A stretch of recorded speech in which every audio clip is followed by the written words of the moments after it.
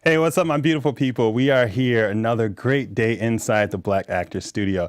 I'm your host, Danny Royce, and joining me today is a manager that's taking Hollywood by storm, Tiauna Jackson. Don't move a muscle. You're tuned into Black Hollywood Live, the world's first digital broadcast network devoted entirely to urban entertainment and pop culture. Tune in right now. Hey, what's going on? We are here. You know me. I'm your host, Danny Royce, and today I have an incredible manager here. She was just recently in New York Times, and she's a Black manager, strong, independent, and really just going after her dreams and making things happen. She's making things happen not only for herself, but for others, her clients, and I happen to be one of them. Please welcome to Inside the Black Actors Studio, Tiauna Jackson. How you doing? Good, how are you? I'm awesome. I'm awesome. Thank you for joining me today. Thank you for inviting me. Oh, your pleasure. I like that shirt, by the way. This is going to be interesting. Thank you. It's a good pull color. This one out the closet. Yeah. Special just for you. Thank This is you. going to be fun. Thank you. I'm intrigued. So let's talk about, I want to get right off into the New York Times touch on it for just a second. So that was just recently. Mm-hmm. And so what were you feeling, the excitement, anything? I mean, it's New York Times. That's big. Yeah. It was a lot of things. Mm-hmm. I had to lean on my publicist a lot. I had to lean on my best friends a lot because when I did the interview, we didn't know what the article was going to be about. Mm-hmm. When I was approached, she just said that she was doing a story on Black agents in Hollywood, and Right. that was all it was. Right. So we had an hour and a half long conversation, and based on that conversation, she created the piece that she created. Wow. So I was kind of worried because you know me, I'm very candid, Yeah. very open, very honest. So I was like, uh-oh, I might be in trouble. Right. So that was really just, the biggest worry. It was like, ooh, did I say too much? Mm-hmm. But it's been really, really well received. So that gave me peace of mind. That's awesome. But then it also created a mass influx into my email. So, Blowing up, huh? yeah. So now I'm trying to mitigate that. Okay. So All right, well, we'll come back to that. But first, I like to start off in the beginning. Where were you born? born and raised in Phoenix, Arizona. Phoenix, Arizona. Nice. So how was your family growing up? Was your dad and your mother, how was that for you? I'm from a state that used to be in the news a lot. My family has been in Arizona since the 1800s. So Arizona became a state, I believe, Valentine's Day 1912. So I have very, very deep roots in that state. Wow. There isn't much I can do without somebody knowing, you know what I'm saying? Yeah, yeah. So it's home, basically. And it's been interesting to see how much that state has grown. You know, Phoenix at one point in time was the fastest growing city. When I grew up, there were just cows and like orange groves. Right. Now it's just houses and apartments and just people. Mm-hmm. So it's interesting how I kind of came from, what would have been like a small big city that now is this major metropolis. I think it's now fallen to number 12, I think, on the list of like fastest growing cities. That's awesome. Wow. So let's get into like the household a little bit. Like, what made you Tiauna now? Like, how was it for you and your siblings and your mother? Did you have a good relationship with your parents? I was kind of raised by my dad. So I come from a single parent household. Mm-hmm. So my father is an alpha male. He is very accomplished. And so therefore I was raised to, be able to take care of myself. There are things that I know how to do that most women don't know how to do. And it's been interesting, simple things like check the oil on your car, know when a mechanic is trying to run game on you. Those are things that my dad took me out into our garage when I was about 15, 16 and said, okay, here's where everything is on the car so you understand what this is, because there are people that will take advantage of you. Right. So I'm lucky in that regard to where I am independent. I'm not necessarily codependent when it comes to handling business, handling maintenance, navigating the world on my own. Got you. Okay. So what was your interpretation of a black man growing up, since you were, single father growing? My dad is just Superman. Like Yeah. he, I honestly wouldn't be who I am today if it were not for him. That's the truth. And so it's just funny when I watch the news and, the Glenn Becks and everybody says, oh, they're all drug dealers and in jail. Right. And it's just not true. None of my friends have fathers that are like that. So for me, it just seemed like I had a normal life that any other person had. That's awesome. Yeah, because you hear about single mothers a lot, but there's some single fathers out there that are doing the same thing and holding it down. Did you have any nicknames growing up? Yes. I don't want this to skew anyone's opinion. My nickname growing up was Terrible T. Terrible T. Oh my God. Okay, we got to know why. I was quite the handful. I took after both of my parents, I think, in that regard. Luckily, I've outgrown that. Oh, okay. That's And good. We'll just leave the past in the past. Leave the past in the past. Where'd you go to school? So I went to Tempe High, which is down the street from Arizona State. So everybody knows ASU for being a party school. When I went to Tempe High, it was my freshman year was the first year the school switched to a year-round format. So we would essentially go to school for 9 weeks and then be off about, I think, a week and a half. Okay, and then for the holiday break, I think it was like 2.5 weeks. Spring break was 2.5 weeks. So it was nice, little 9-week bursts. Right. So. Okay. So when you were growing up, what was your first exposure to the arts, to acting, to the craft? I was an athlete. So from the time I was 8 years old, I had been in track and field basketball. So if I did watch TV, it would have been like my favorite movie as a little girl was Beetlejuice. Oh, my dad would tell you nice. I wore out the tape. I love that movie. So the thing is that in my family, the Smiths in my family tree are all musicians. My cousin Alfred has a memorial, like a mural for him in San Francisco. He was a jazz drummer. So the entertainment and the arts runs in that bloodline for me. Right. So it wasn't, far-fetched. It's not like I'm the only person in my family that, chased this dream. I had another cousin who was acting in Los Angeles and in lots of commercials and on TV as well. So it's just another facet of, what we do. Right. If speaking of TV, if you're watching this show right now live, I'm going to be checking in on the stream every now and then. If you have any questions for Tiauna or myself, please go ahead and ask. And that's what makes this show different from a lot of other shows, because we actually are live. And I appreciate everyone out there supporting and watching and sharing and doing all that for the Inside the Black Actors Studio. So what you said Beetlejuice was like one of your favorite movies. After that, did you like any actors? Did you like any plays or any movies focusing on Black or people of color growing up, or even in your early adulthood? Yeah, the one person, there's so many people, but the one person that I've always just held very closely in my heart was Loretta Devine. Oh, a lot of the movies that I grew up watching, she was in them. Yeah. And so she's someone that I just really have always held in a high regard. But, thinking about it, it's like, I did watch all of these movies, the Jason's Lyric, The Meteor Man, we grew up on all these like great I'm Gonna Get You Sucker, type movies, The Last Dragon. Wow. So I did get to have, that Black film experience, now that I'm thinking about it. The one person I will say that is absolutely gorgeously immaculate in person, CCH Pounder. I did background like most actors, Right. and I was on the show, I think it was The Shield. Okay. And I walked in and I just was blown away. And she's just staring at me and we're just smiling at one another. And that was the first time I had ever seen anyone in person where they were just beautiful. Just wow. Yeah. Did you have any more of those wow moments earlier, especially getting into, because you said you did extra work. So were you going into being an actor at first, or what was the path there? So I fell in love with TV. And so I became a very, very, involved in watching shows, analyzing casts, knowing what the deals were and all of that as a teenager. And so in college, it was more about just being on set, getting that experience kind of thing, and, seeing what's going on. Like most people, they'll go on set, and kind of just see how everything works. Yeah. But, the money's good. If somebody offered me a role, great. But do I think that I'm this amazing actor? No. You know what I'm saying? So you have to be honest with yourself. Right, of course. And so getting into this industry, Tell us about the first time you stepped into the industry and how that felt for you.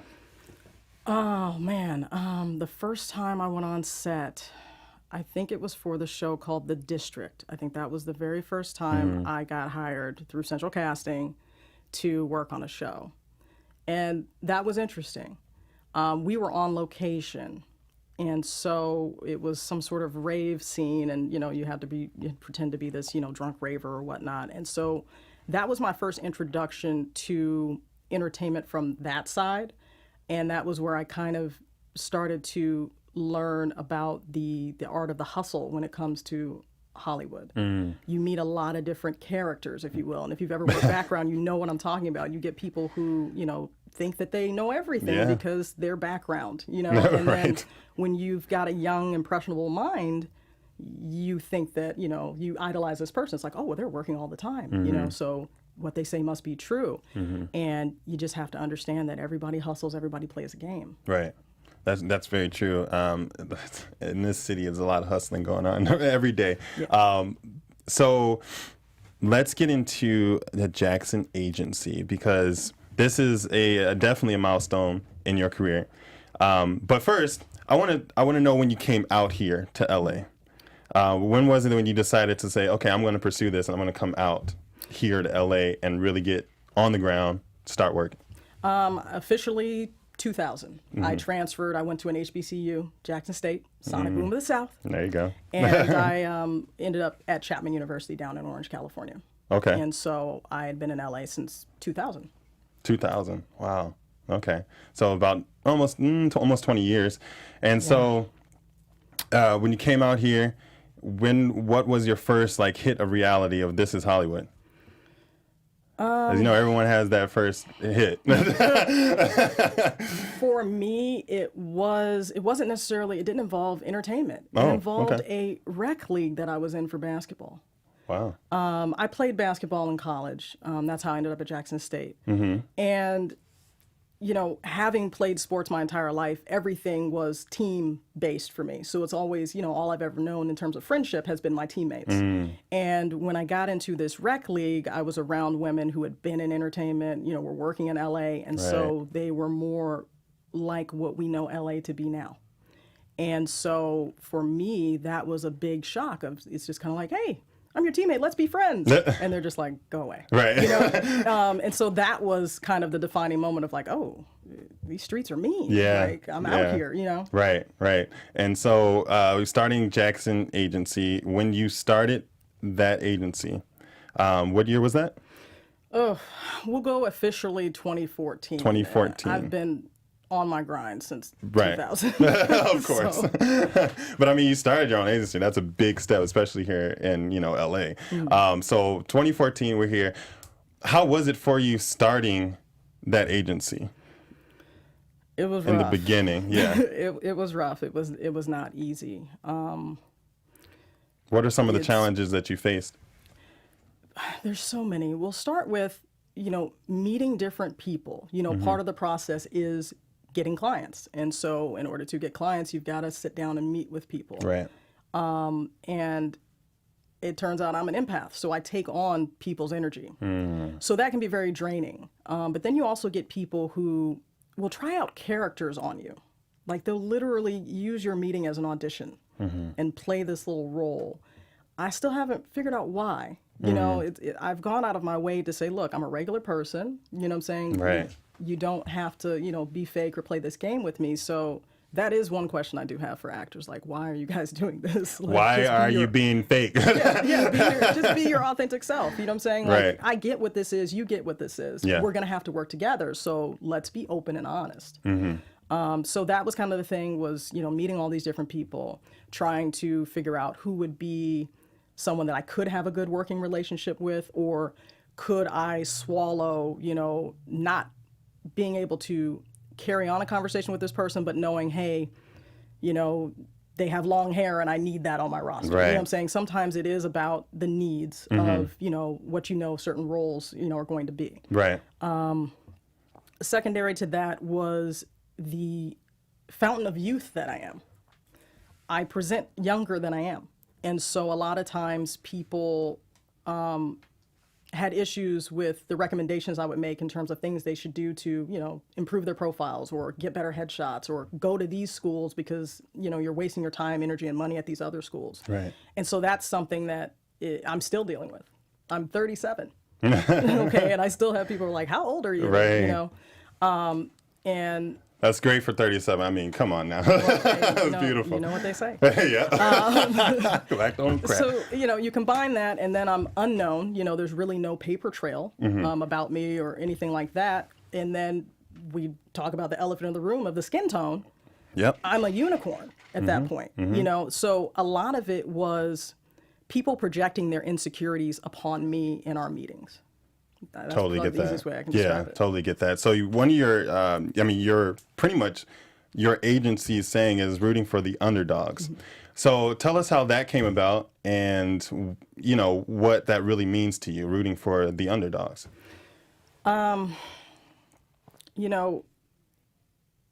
It's one of those situations where we know that we're in an industry that wasn't designed for us. Okay. And if it was designed for us, we had to fit into a particular role. Yes. Okay. And we know that those roles traditionally had been junkie number 5. Okay. Thug, absentee father, all of these negative, stereotypes. Right. And so, considering even just in my corporate career before I, started my own agency, I had to deal with, this adversity and all of this stuff. And so I just kind of adopted the moniker of, hey, you've got to root for the underdogs. Everybody loves that good underdog story, you know, and I think that any person who is, new to entertainment, thinking about pursuing this as a career, your back is against the wall. That was one of the things that The Rock had said. He said he kind of, treats every meeting, every day, every opportunity as if his back is against the wall and he's got to fight in order to make it. Yeah. So, every agency kind of has its little tagline, and so we needed one. Prior to that, it was the home for working actors. That was our goal. We didn't necessarily want to, we'll take $20 million a picture, but we were realistic. It's like, look, if we could just be working every day, that would be nice. Right. You know what I'm saying? Yeah. And so it kind of just turned into, it's now or never, it's do or die for us. And so here we are as the underdogs. Right. I like that, obviously. And so you mentioned needs, right? Needs of the agency, needs of, as this team, what the team needs to progress as far as the acting, your look, and all this stuff. So, and then you recently posted on social media about pitching and, really expressing yourself through this. So can you touch on that, how you look for clients and how, based on what you need, and something that the actors can do to be proactive in going out there and not really just sitting there waiting for a call? Okay, that's a lot. Yeah, we can take it one by one though. Okay, so are we talking about my little impromptu post from yesterday? Because you know me. Yeah, I mean, come on. I do videos all the time. Yes, I know. This was about pitching, particularly when you are looking for representation. I get it. I've done it as well, where you're trying to show off your personality and your charisma, and you're trying to crack these jokes and these emails, and next thing you know, it's a 6-paragraph long email, with a link to a demo reel at the end. And the truth of the matter is like all we need to do is see your face, see your demo reel. That's about it. All this other stuff that they're charging you guys $1,000 to do your branding for the most part, it's been a waste of money. Because a lot of actors want to be seen a particular way, but then they present materials that don't show them in a particular way. And so there is, I can give an example. I try to always give examples, even in meetings. I had a woman who was blonde, and she wanted to be a stunt, like an action hero type person. She wanted to be like an Angelina Jolie back when she was doing Tomb Raider kind of stuff. Gotcha. And so she came and she said, well, I want to be, an action star. And the problem is that all of her marketing materials were just her in a bikini being blonde and blue on the beach. So she never went to stunt school. She didn't have any athleticism. So she didn't give me any tools with which to work with when it came to branding her, Right. And she never took the initiative to, go learn a martial art. Right. Go to the stunt school, go start working on those things. And that's what it takes. I've always been that person where I'm not going to tell you, no, you can't be this. But I am going to tell you, okay, well, you've got to bring me something that supports this. Right. Okay. But I'm also a firm believer in taking the path of least resistance, like electricity does. Okay. there are going to be times where actors are not going to be happy with the way that the world sees them. Okay, we could use you for example. 6'3", biceps. We've got a straight path to security guard co-star roles for you. That's your break-in. We know that's not you. We know that you're that leading man, but we know that we have to start somewhere. Right. And a lot of the people that I encounter don't have the flexibility mentally to understand that. And so that's where we start butting heads, you know what I'm saying? And I can't help someone that I can't work with. You know, one of the things I need someone to be coachable. That's the most important part. Yeah. You know, it's like, a lot of actors, they want a long jump, you know, and you got to take baby steps. you know, it really do. It's instant gratification, which I can understand that. You know, I want instant gratification too, you know, but, you know, you're in an industry that is very competitive. And, you know, we're finding out now, traditionally it was 3,000 submissions per role in a breakdown. Now they're showing us it's 5,000 submissions per role in a breakdown. It's crazy. And the number of audition slots are still going to be the same. So now our, you know, percentages are even worse than they already were. Right. in terms of submissions to audition ratios. Right. So you have to, you know, be flexible and coachable and find somebody who knows how to play this game. For sure. You know, there are a lot of people out here that claim they do, but you have to really do your due diligence and your research on these people. There are a lot of bad people, you know what I'm saying, in this town. Yes, of course. And so that would be the one warning. And I'll always tell anyone, you know, if it doesn't feel right, always trust your gut. Yes. Every time I didn't trust my gut, it cost me money because then I had to call the attorney and they had to solve my problem. Right. You know what I'm saying? Yes, so if it doesn't feel right, don't do it. Yes. So how important is that relationship to you with your clients and with anyone, and you know, agents and client managers, whatever, that they're on the same page, that they know where they're going and where they want to be? How important is that understanding for you? It's very important. Even at this point now, with, you know, the last group of people I developed, we're coming up on 2 years now of working together and going through all of our ups and downs. And then we have something like this where the New York Times pops up. You know what I'm saying? We have this interview today, and then we have other interviews coming down the pipeline to where now people are just going to want to come here just because they saw us, you know, in the newspaper. Yeah. And so that creates a scenario where I have to protect us because we've done so much work. We've worked so hard to get to this point, and I carry that, you know, on my shoulders every day. I love each and every one of my clients. You guys are so much fun.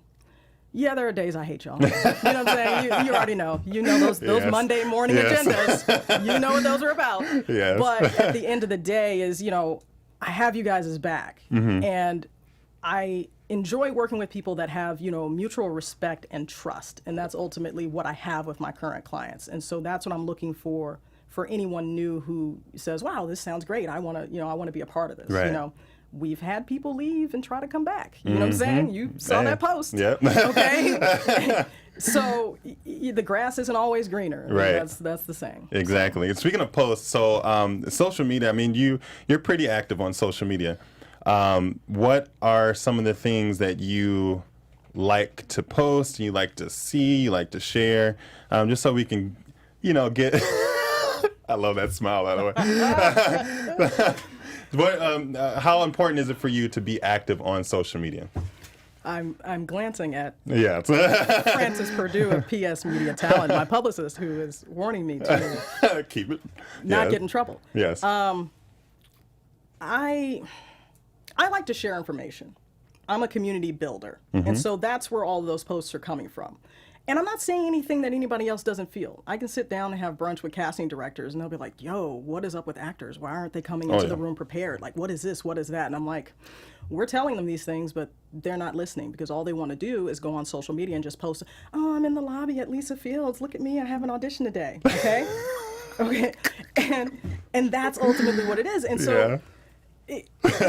there are days where it needs to be said. You know what I'm saying? But it's funny because, you know, you guys don't get to see the types of emails we get. We get people who just mass email everyone in town. So I'll get a mass email where they didn't even blind carbon copy, and it's everybody. I'll go through and be like, oh, hey, that's Jennifer. Oh, hey, that's Chris. Oh, hey, that's so-and-so. Wow. So one day, I may have done a video about this but haven't posted it.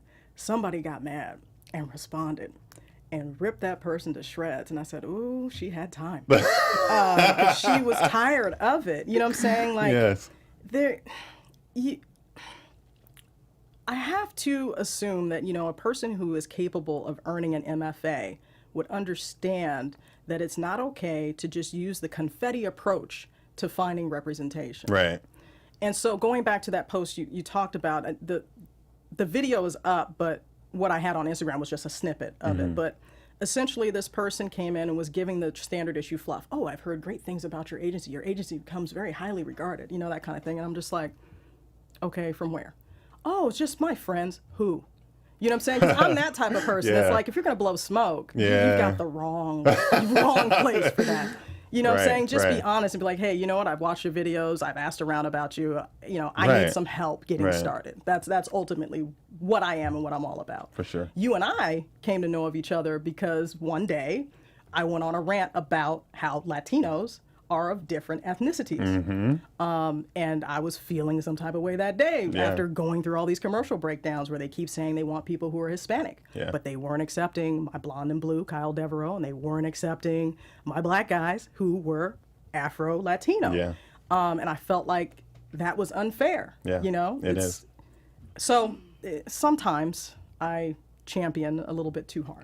So. Well, I mean, I highly respect you for that, and I mean, it's not just you. You're truthful and real, but also you offer a lot of tips, free tips, and things to help actors, further their career. Just on social media and all that. So, if you haven't got a chance, you check her out, please, because you'll learn a few things on social media. And so you recently attended New York Fashion Week. Talk to us about that. How was that experience for you? So Francis and I represent Mr. Jack Manson, who is the celebrity stylist for Jamie Foxx.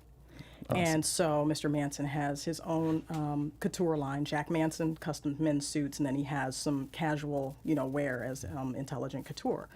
And so we got an offer to showcase his line, and we went. And Nice. It was very cold. It was very cold. But I tell you what, they know how to drive. Yeah. I've never experienced driving like that before. It's like better than Grand Theft Auto. It was amazing. Like I was sitting there in the back seat, right, the whole time, and I'm just like, they can drive. Sometimes I think I just ordered lifts just because I just wanted to drive. It was amazing. Yeah, I lived in New York for 2 years, and man, it's crazy. You gotta fit in, because if you drive any different, then game's over. So that was a great experience for you. Did you learn anything out there? Have any experiences that were like, whoa, that's cool? I learned the art of patience. Okay. I got the wink and the nod on that one. So Learn the art of patience. I got it. We'll move on. And so I want to go back to New York Times and just talk about your story in there.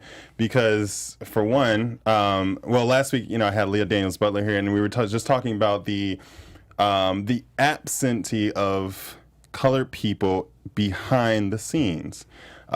Crew, producers, directors, agents, etc. So what was something that you shared in the New York Times about your experiences being a black agent in Hollywood and being it's not many. There's not. Yeah. A lot of it got cut, and it's so funny because now I feel like Hotep's getting ready to come out because I've been saying this, casually, and it's part of also my degree. My degree is in communications, so I spent a lot of time studying, market analysis, and it was drilled into me that the medium is the message, and that he or she who controls the media, controls the masses. Yes. Okay. And so the hard part about what I do for a living is being privy to, how that world works, but also contributing to it. There was a lot that, I said to Kara Buckley at the New York Times that didn't make it into it, but there were some things that made it in there, particularly about how an unknown black actress told me flat out that she wanted a white agent. She didn't want to work with me because she wanted a white agent. So, yeah, that kind of stuff happens. I mean, you just try to stay focused and keep it moving. You know what I'm saying? I'm a firm believer that everything happens in life for a reason, Yes. whether it's good or bad. And so the clients that I have had, it happened for a reason. You know what I'm saying? The clients that have left or I've let go, it happens for a reason. And you just have to keep moving forward. I'm a realist, so I'm not one of those people that's like, everything's great and cookies and rainbows and sunshine, okay? That is not me. That is only me after I go to the gym. Endorphins. But I try to look at everything objectively and say, okay, you know, there are aspects of this industry that a lot of people don't know exist. So the long and the short of it is that what they've done is they've put more black people in front of the camera, right? They gave us more black showrunners, but your crew is still all white and predominantly white male. Okay, your agents are still all white and predominantly white male. Yeah. You know, the post-production people, all of the people behind the scenes are still all white. So consumers need to understand that it hasn't quite changed the way that you think it has. And the truth of it is even, you know, I think I alluded to this once where I had a white woman come in for a meeting and blame her inability to find an agent on diversity. Wow. Okay. Meanwhile, I'm still getting breakdowns that have Caucasian, Right. okay? And so I'm just like, okay, who told this to you? Oh, well, I met some agent and they said that. And I'm like, they just didn't want to sign you, honey. Yeah. You know what I'm saying? Yeah. That's what that is.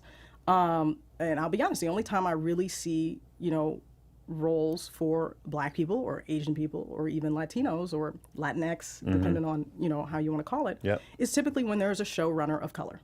So we're looking at Issa Rae, we're looking at Lena Waithe, we're looking at Shonda Rhimes. Typically, you know, roles that have substance are when your showrunner is not white. Yeah. You have Michael B. Jordan is quoted saying he told his agent to only submit him on roles that were written for white guys. That right there should have been the shot heard around the world. Yeah. He's letting you know that all of the other characters, unless they are white, lack depth.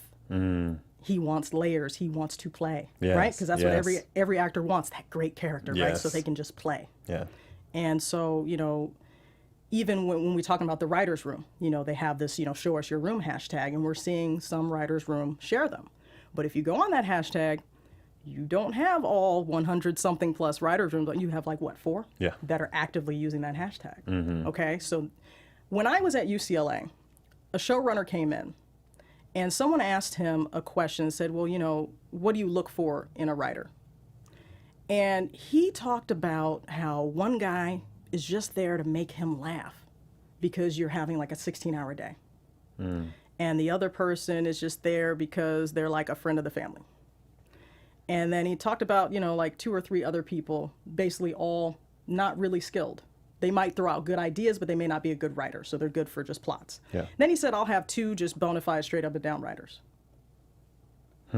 So, you know, the adage of it's not what you know, it's who you know is still very true. Very true. But, you know, as a student of film, as a student of screenwriting, you know, all these things that I studied to try to understand and master this craft, it is really disheartening to know that, you know, no matter how hard I work, no matter how technically sound that I get, I'm still not going to be in that room because I don't have the connections. I wasn't born into it. And so that's been the sobering truth of it. And then you're dealing with, I believe CAA created a site that aggregates all writers of color.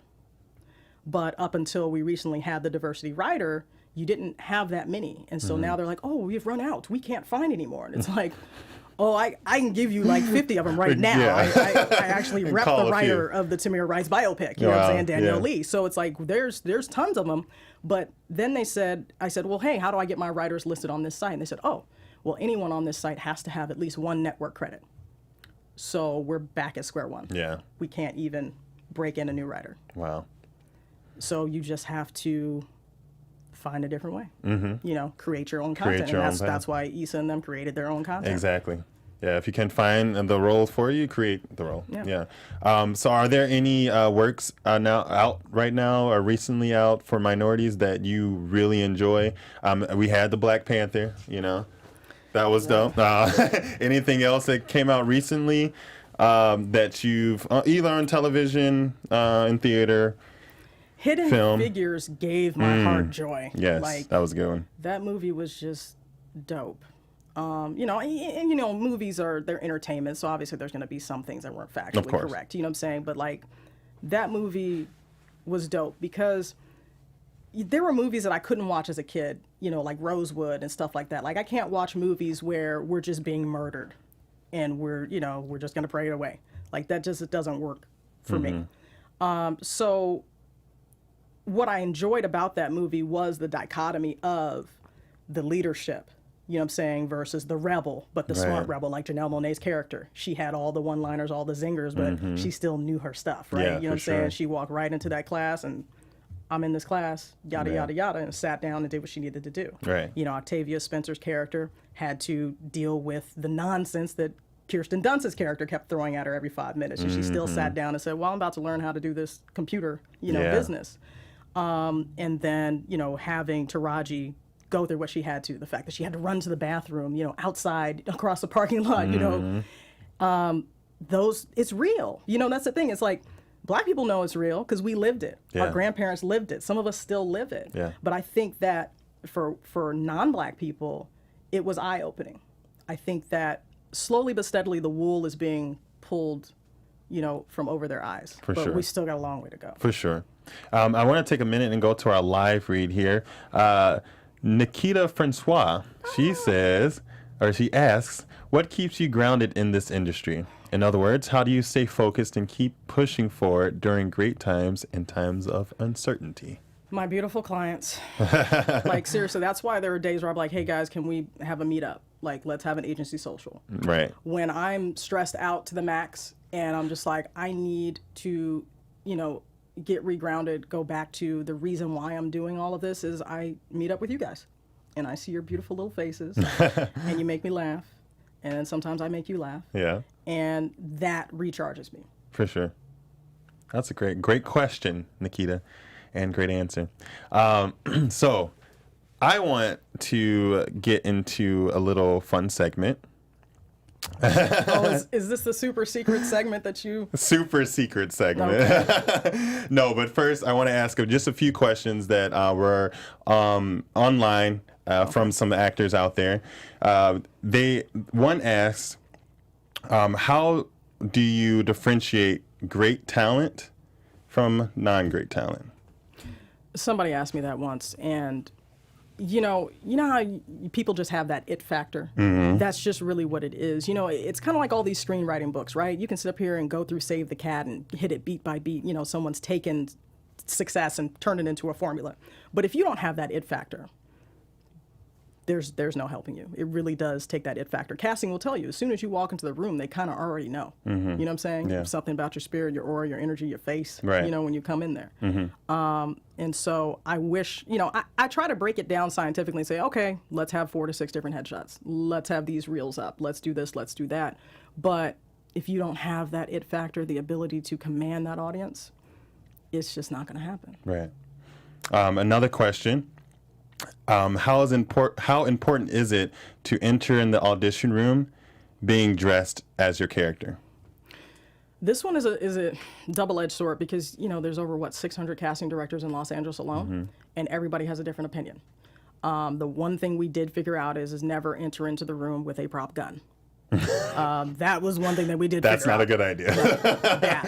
Okay, there's authenticity and then there's, heart attacks. Okay. Right. You have to trust your judgment, but you also have to be well versed enough in your craft to know when it's necessary. For instance, we had an audition where they needed to be a clown. Obviously, they're going to come in there in full, clown makeup. Right. Sometimes, yeah, you might want to come in there as a lumberjack to seal the deal.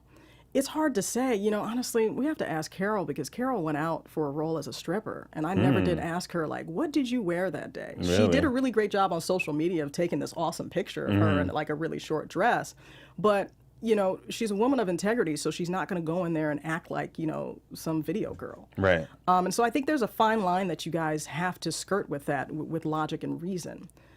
There was a woman who came in once for representation, and she came in dressed like a porn star. Mm-hmm. And she said that she's looking for new representation because all the roles she keeps getting are for, roles that are sexually objectifying her. Yeah. And I told her flat out, I said, it's because of the way you're dressed. You know what I'm saying? She Yeah. came in with just everything hanging out.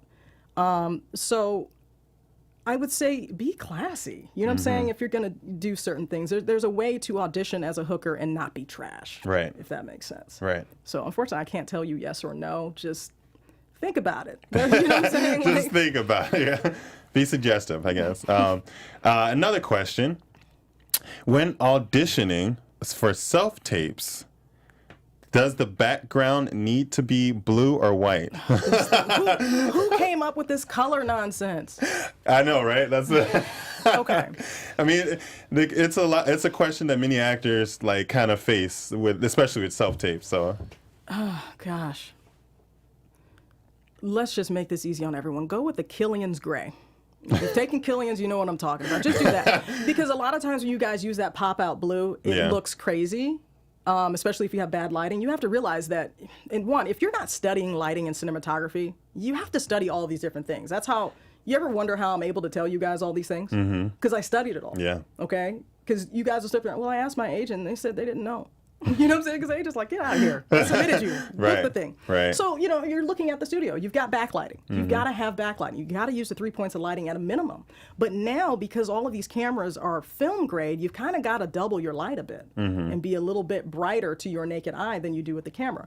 But all of this boils down to is you need to study the other facets of entertainment, not just your acting craft, to have a better understanding. Right. So to err on the side of caution, no more blue.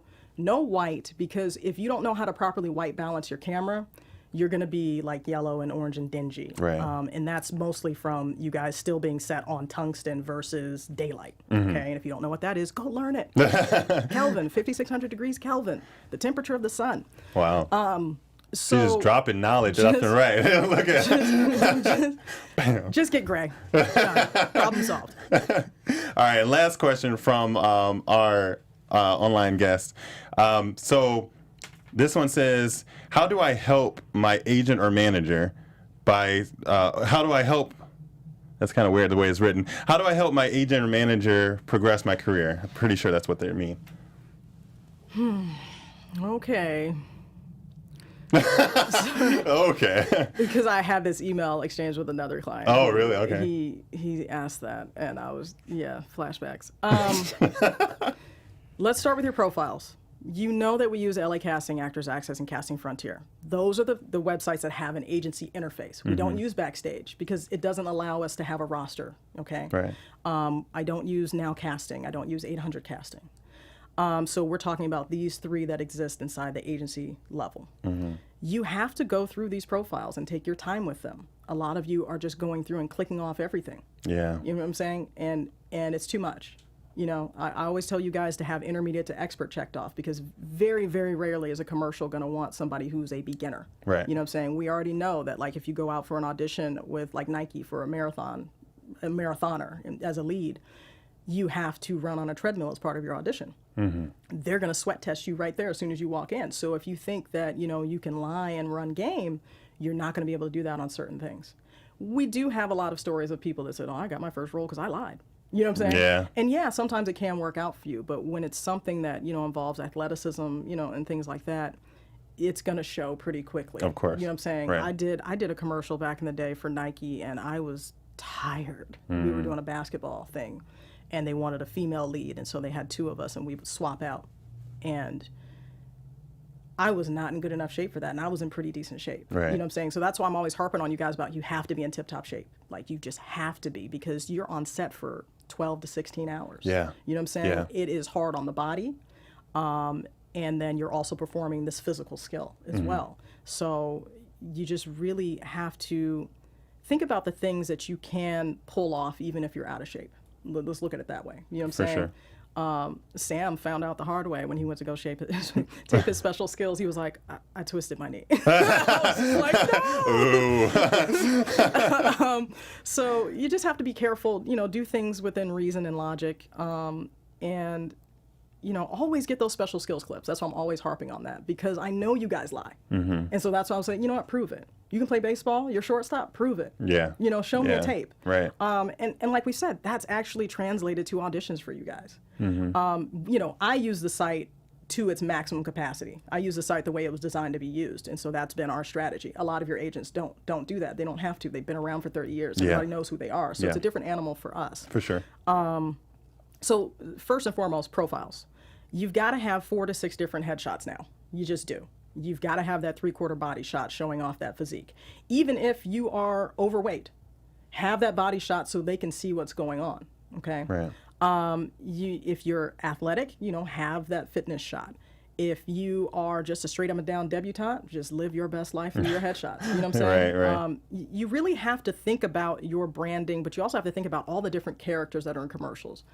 Let's see if I remember what it is. I told you guys this once before. I said commercials are for average-looking, quirky people with athleticism and health problems. And I said that one day, and everybody was like, "Oh, wow, thank you." Yeah. You know. Yeah. So hopefully that helps Lights you up. understand those are the different types of commercials. But at the end of the day, all of them involve you being active. Commercials are either going to make you laugh or they're going to give you hope that with your bad hip, you can still have fun. Yeah. You know what I'm saying? Yeah. And so every time you have a senior who goes out for a commercial, what are they doing? Oh, I'm hiking, I'm jogging, I'm active. You know, I'm not letting my arthritis stop me. Right. You know? Yeah. And so that's what commercials are. It's activity based. It's showing people that they can still, you know, live their lives regardless of whatever their health problems are. Or, hey, we can help you clean your house faster so you can go back to laying on the couch in your yoga pants. Right. That's what they are. And I think that, you know, a lot of you guys don't even study commercials. You don't watch commercials. I find myself, now that I'm in it, watching commercials when I'm sitting at a restaurant. Like, people be talking, I'm just, oh, okay, that's what they end up doing with that. Yeah. You know, a friend of mine just sent me the Geico commercial with the barbershop quartet. And I was like, oh, that's what that breakdown was all about. Nice. You know, and so that's the thing, too, is we're privy to, you know, what's going on. LA is still the biggest market for everything. You know, you have things branching out in other cities, but we're still number one. Everything's casting out of here, and we've probably got at least 80 commercials shooting today, right now. Yeah, that's very true. And everything's like, we're in the age of streaming now. So like a lot of people are just, you know, passing by commercials and don't really care. But you're right. I mean, you really need to study. And I love how you study like each part of the industry and don't just focus on what you're doing. You study acting, you study lights, you study the quality of a camera. I love that. And that translates to like how much you care about the craft and your clients and all that. So perfect. I love that. And so we're going to be closing out pretty soon. And I just want to do a quick fun little segment with you. What is your favorite word? I don't recall. All right, it can't be said live. I got it. What's your least favorite word? Oh, I can't say that either. Okay. What is your favorite sound? I don't know. I never thought of that. No? Huh. Venmo. No, okay. That ka-ching. The little notification thing? Okay, gotcha. What's your least favorite sound?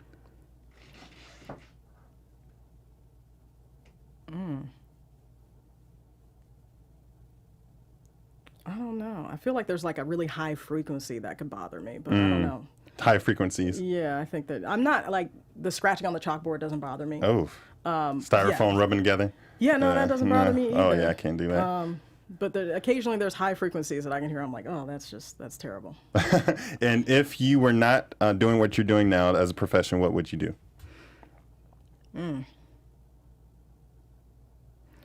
I've done so many things, and everything's led me back here.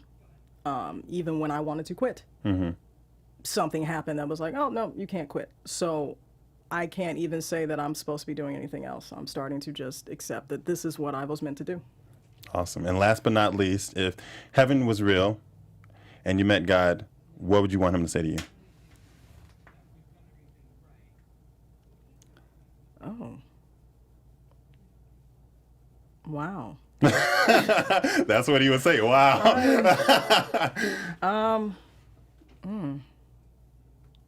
Probably you made it. I like that's fair enough. Fair enough. You survived. Yeah, you survived. You made it. You passed. Come on in. Awesome. Well, I thank you so much for joining me today inside the Black Actors Studio. Thank you, everyone that was watching live. Thank you to AfterBuzz and Black Hollywood Live for allowing us to be here. Had a great time with you, and hope you all enjoy the rest of your weekend. And this is Tiauna Jackson. Can you tell everyone where to find you? TheJacksonAgency.com. There you go. And you can find me. You can find me everywhere at I am Danny Royce. Tune in next week, same time, same place, inside the Black Actors Studio. We'll see you later. On behalf of our BHL staff, we would like to thank you for tuning in to Black Hollywood Live, the world's first digital broadcast network devoted entirely to urban entertainment and pop culture. Check out our Black Hollywood Live YouTube page for even more great programming and amazing content, and be sure to subscribe and like our channel when you do. I'm your BHL host, Nakia Monet, and you can find me on all social media at Kiki Boom Boom or at Black Hollywood Live. Black Hollywood Live, Hollywood redefined.